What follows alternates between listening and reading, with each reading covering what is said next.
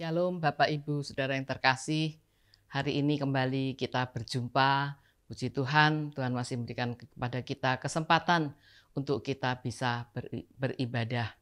Dan mari sebelum kita mendengar firman Tuhan, kita akan bersama-sama berdoa. Terima kasih Tuhan untuk hari yang indah ini yang Tuhan berikan kepada setiap kami.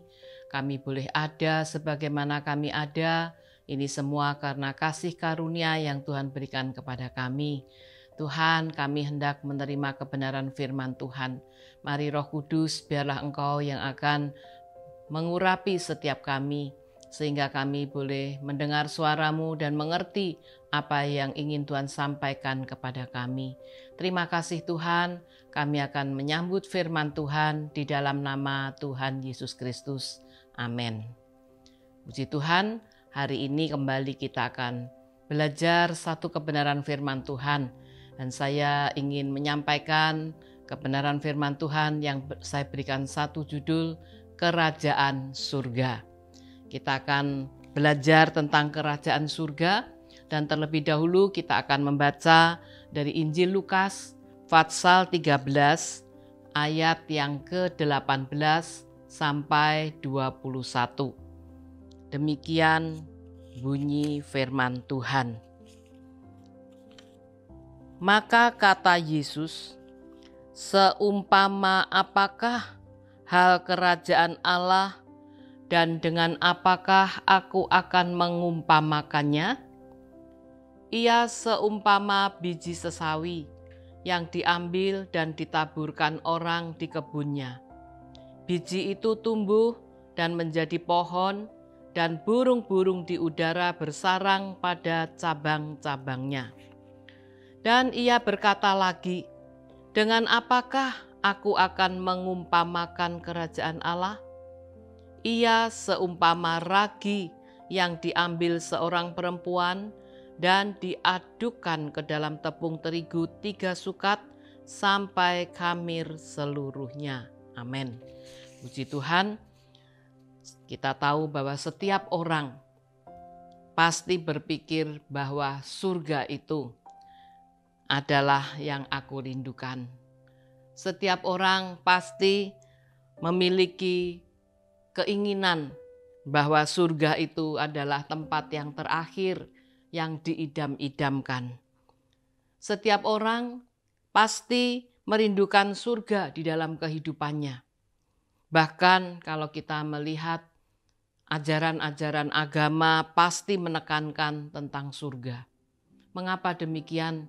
Karena memang surga itu adalah tempat impian bagi setiap manusia. Dan juga surga itu merupakan tujuan akhir di mana setiap orang pasti ingin hidup di dalamnya. Nah, itulah tentang surga. Tetapi ada banyak orang yang mengajar tentang surga, tetapi siapakah yang dapat memberikan kepastian tentang surga yang kekal itu? Surga itu adalah tempat yang sangat unik. Mengapa demikian? Karena sekaya apapun seseorang itu, belum tentu mereka itu bisa masuk ke dalam kerajaan surga dengan kekayaannya. Dan semiskin apapun seseorang itu, dia bisa tetap dapat masuk ke surga dan mendapatkan tempat yang terhormat di surga. Itu sebabnya surga adalah tempat yang sangat unik. Berarti kita tahu di sini bahwa surga itu tidak berhubungan dengan berapa kekayaan yang dimiliki oleh seseorang. Bahkan surga itu bukan menjadi kepastian bagi orang yang baik sekalipun. Sebaliknya, orang yang tadinya jahat, orang yang memiliki perbuatan jahat, tetapi kemudian dia bisa mencapai surga. Dia bisa berada di surga. Seperti kalau kita melihat kisah cerita bagaimana orang yang jahat, orang yang berdosa, yang berada di sebelah dari salib Kristus. Dan itulah yang Tuhan sudah berikan kepada kita. Kita harus mengerti tentang kerajaan surga. Ada orang yang baik-baik saja ditolak untuk masuk dalam kerajaan surga. Tetapi ada orang-orang yang jahat, orang-orang yang kelakuannya tidak baik, bisa diterima oleh surga. Karena apa? Karena pertobatannya. Jadi kita harus tahu bagaimana untuk kita bisa memiliki kerajaan surga itu. Dari ayat-ayat tadi yang sudah kita baca, kita bisa melihat apa sebenarnya yang Yesus sebagai Tuhan yang kita sembah sedang menggambarkan tentang kerajaannya.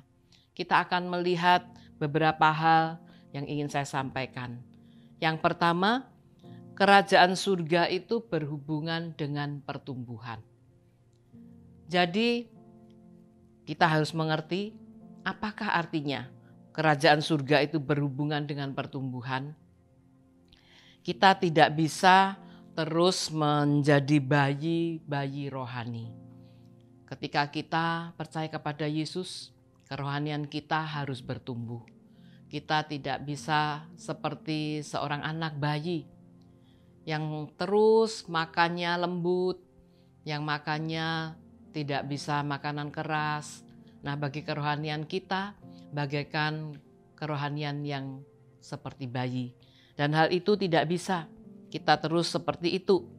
Waktu kita baru bertobat, menerima Yesus sebagai Tuhan dan Juru Selamat kita, Tuhan menuntut kita untuk terus maju, untuk terus bertumbuh. Jadi ketika kita memiliki iman, percaya kepada Yesus, kita harus terus maju. Dan kita harus terus bertumbuh. Melalui kebenaran firman Tuhan, kita harus semakin bertumbuh dewasa. Mengapa kita tidak bisa menikmati kerajaan surga di dalam kehidupan kita? Karena iman kita di dalam Kristus tidak mengalami pertumbuhan. Kita tidak mau bertumbuh. Kita mau yang seperti sedia kala ketika kita datang percaya kepada Yesus. Nah, iman yang kecil, yang sesederhana, yaitu iman karena kita tadi bertobat, kemudian menerima Yesus sebagai Tuhan dan Juru Selamat kita itu adalah iman yang sederhana itu akan membawa kita sampai ke surga. Sungguh hal itu luar biasa yang diberikan Tuhan kepada kita. Tetapi iman yang tangguh, iman yang luar biasa ketika kita berada atau mengalami masalah, mungkin di dalam kehidupan kita mengalami tantangan dalam persoalan kita, pergumulan kita. Iman yang tangguh seperti itu yang dapat membawa surga ke dalam hidup kita. Jadi iman yang tangguh yang bisa kita pergunakan untuk mengatasi segala persoalan itu tadi, itu yang akan bisa membawa surga itu masuk ke dalam diri kita. Kerajaan surga dalam diri kita ini merupakan benih yang hidup. Jadi kerajaan surga, merupakan benih yang hidup, itu yang harus terus bertumbuh di dalam kehidupan kita, yang harus bisa berbuah di dalam kehidupan kita. Dan ketika kita bisa bertumbuh, bisa berbuah, maka kita akan menyatakan kemuliaan Tuhan itu di dalam kehidupan kita. Jadi kita perlu di dalam kehidupan kita ini memiliki iman yang bertumbuh. Yang kedua, kerajaan surga itu berbicara tentang kehidupan, tentang hidup mendatangkan ketenangan. Kerajaan surga itu bicara tentang hidup mendatangkan ketenangan. Tadi kita sudah membaca di ayat yang ke-19. Tadi dikatakan, saya bacakan, ia seumpama biji sesawi yang diambil dan ditaburkan orang di kebunnya. Biji itu tumbuh dan menjadi pohon, dan burung-burung di udara bersarang pada cabang-cabangnya. Tadi kita sudah melihat begitu luar biasa ayat ini. Ketika pertumbuhannya sehat, apa yang terjadi? Hidup itu memiliki ketenangan. Hidupnya mendatangkan ketenangan. Kita tahu bahwa di dalam setiap kehidupan kita ini membutuhkan ketenangan. Banyak orang Kristen yang sudah pergi ke gereja, beribadah, bahkan mungkin sudah ikut terlibat dalam pelayanan, tetapi hidupnya tidak membawa ketentraman. Dalam kehidupannya tidak ada ketenangan, baik secara pribadi, mungkin juga di dalam keluarganya, bahkan tidak menjadi berkat bagi orang-orang di sekitarnya. Jika kita menjadi orang percaya yang menerima kerajaan surga dalam hidup kita, maka dimanapun kita berada, kita akan selalu membawa damai. Ketika Bapak Ibu Saudara hadir di tengah-tengah teman, sahabat, dimanapun Bapak Ibu berada. Nah, di sana ketika memiliki kerajaan surga dalam setiap kehidupan kita, maka kehadiran kita ini akan membawa damai.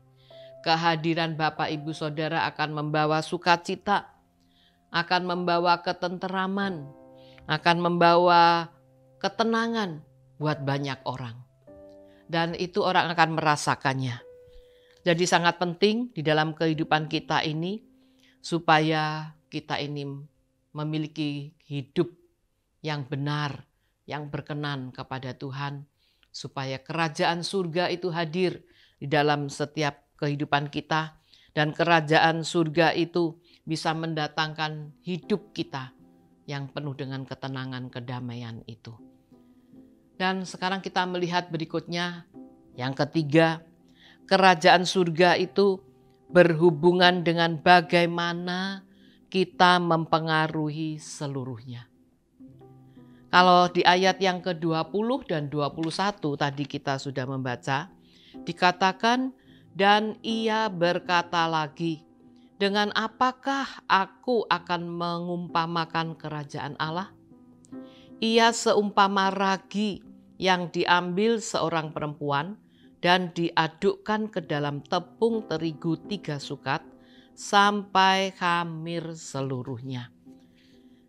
Dari ayat ini kita tahu bahwa waktu kerajaan surga itu ada di dalam kehidupan kita, bukan hanya kita yang dapat berkata, saya menikmatinya.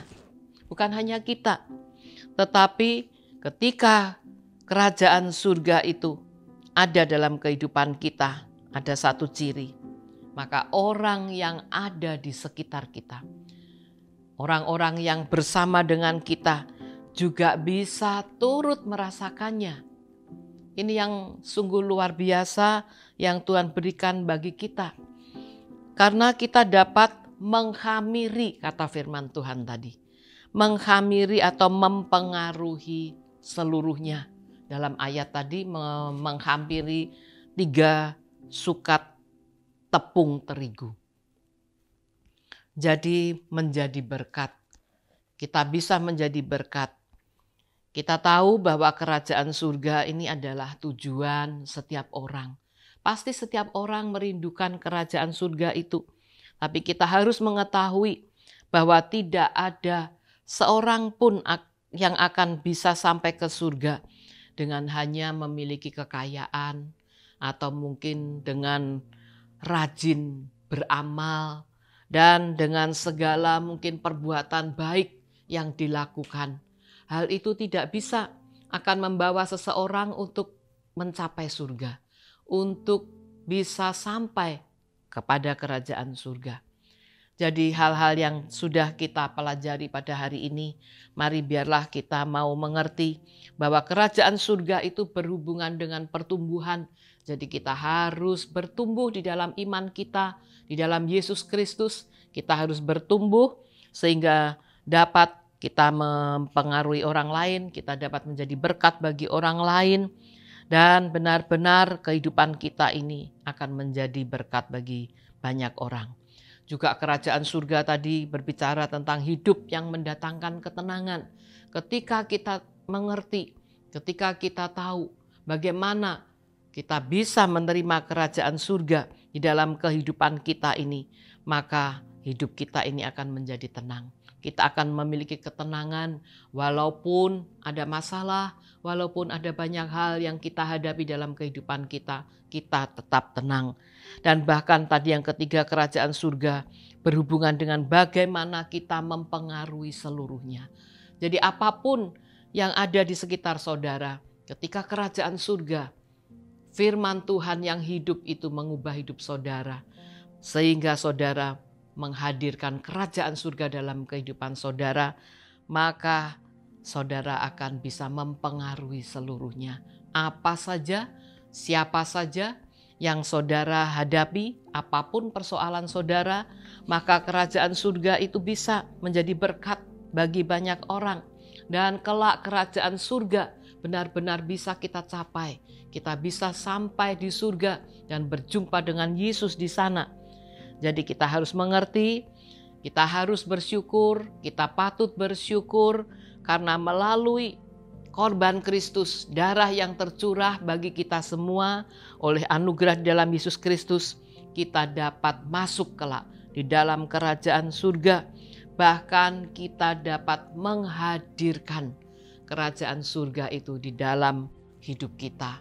Dan itulah yang sangat indah, pasti akan menyukakan hati kita sebagai orang-orang yang percaya, yang benar-benar kita bertumbuh di dalam iman kita di dalam Yesus Kristus, maka kerajaan surga itu menjadi bagian saudara.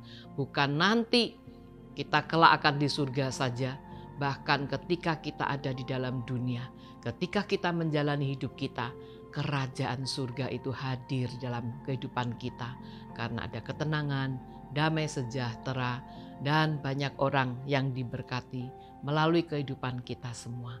Saya percaya melalui kebenaran firman Tuhan ini, Bapak Ibu Saudara akan lebih lagi untuk kita mencari kehendak Allah.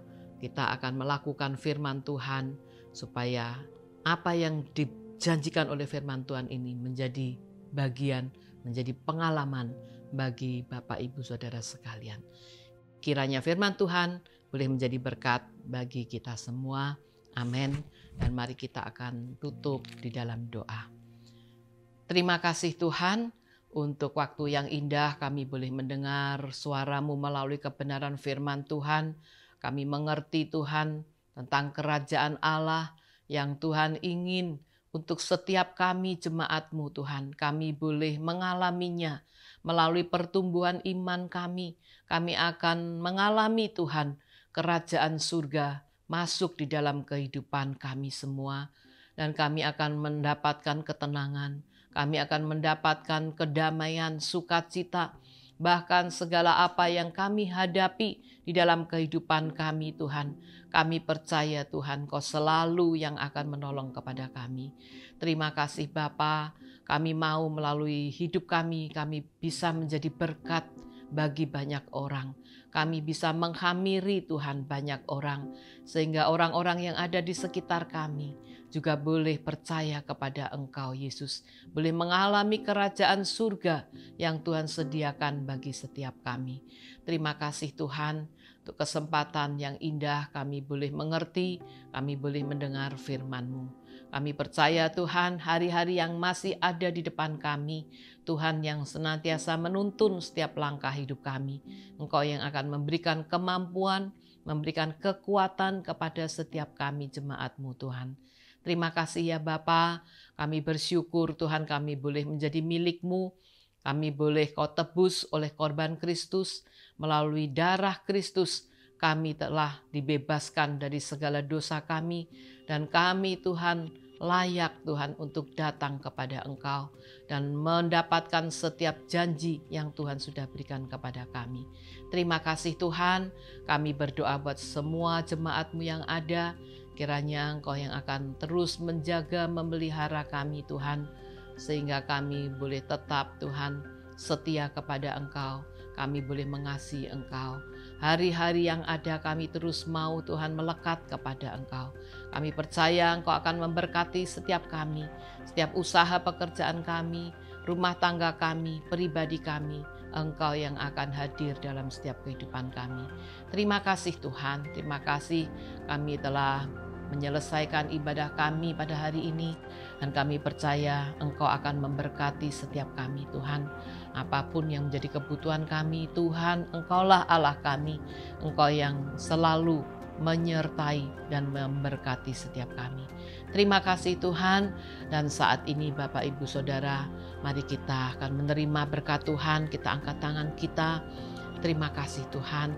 Kiranya berkat dari Allah Bapa, kasih setia dari Tuhan Yesus, dan urapan yang baru dari Allah Roh Kudus yang akan memberkati saudara, baik dalam usaha saudara, dalam rumah tangga saudara, terlebih pribadi saudara. Tuhan akan memberkati dan Tuhan akan memberikan damai sejahtera dan sukacita. Pekerjaan saudara diberkati oleh Tuhan. Kesehatan saudara diberkati, dijagai, sehingga semua dalam keadaan baik, sehat, tak kurang satu apapun. Terimalah berkat mulai hari ini sampai selama-lamanya di dalam nama Tuhan Yesus. Dan kita semua yang menerima berkat berkata, amin. Terima kasih, Tuhan Yesus memberkati. Sampai jumpa kembali.